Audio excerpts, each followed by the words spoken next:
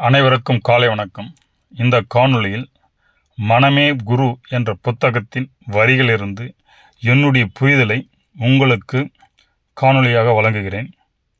இன்றைக்கு வாசி என்றால் என்ன பார்ப்போம். வாசி யோகம் என்பது மூச்சை அறிவது. வாசி யோகத்தை அறிந்தவர்கள் இந்த மூச்சுக்காற்று எவ்வாறு வெளியே போகிறது என்ற சூட்சமத்தை அறிந்ததால் மூச்சை தன்னுள் அடக்கி மரணமில்லா நிலையை அடைகிறார்கள். நிரந்தர தூக்கம் மரணம், விழிப்பு நிலையில் இருப்பது உணர்வு, நிரந்தர விழிப்புணர்வு ஞானம்.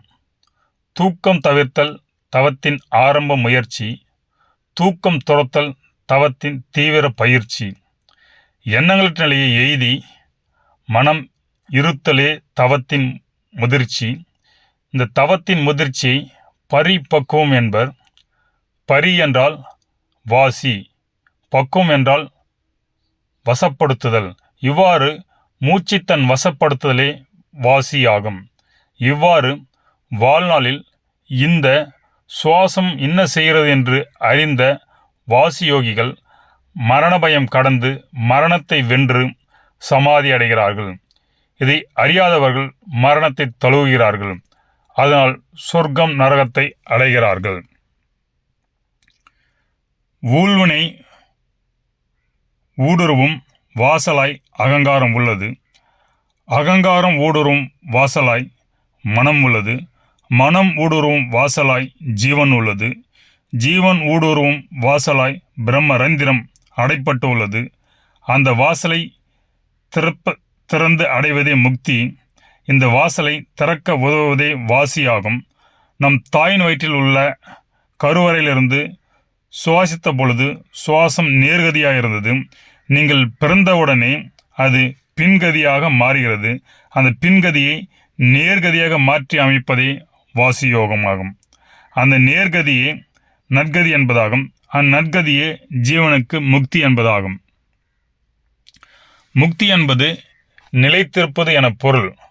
உலக வாழ்க்கைக்கும் ஞான வாழ்க்கைக்கும் எந்த வித்தியாசமின்றி பார்ப்பதே முக்தியாகும். இது இரண்டுமே ஜீவனின் மையப்புள்ளில்தான் இணைந்துள்ளது. ஜீவன் இல்லை என்றால் உலக வாழ்க்கை இல்லை. ஜீவனோடு நீங்கள் நிலை பெறவில்லை என்றால் ஞான வாழ்க்கை இல்லை. இரண்டிற்கும் ஜீவனே பிரதானம். ஜீவனில் நிலைத்திருப்பதே ஜீவமுக்தி. இந்த முக்தியை அடைய சுழுமுனை என்னும் வீட்டை திறக்க வேண்டும். இந்த சுழுமுனை என்னும் வீடு கவம் என்னும் பூட்டால் பூட்டப்பட்டுள்ளது.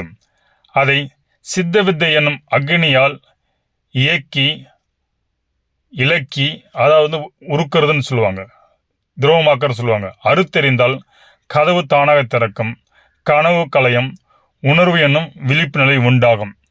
அவ்வாறு இல்லை என்றால் நமக்கு எல்லாருக்கும் நிகழ்வு போல் மரணம் நிகழும்.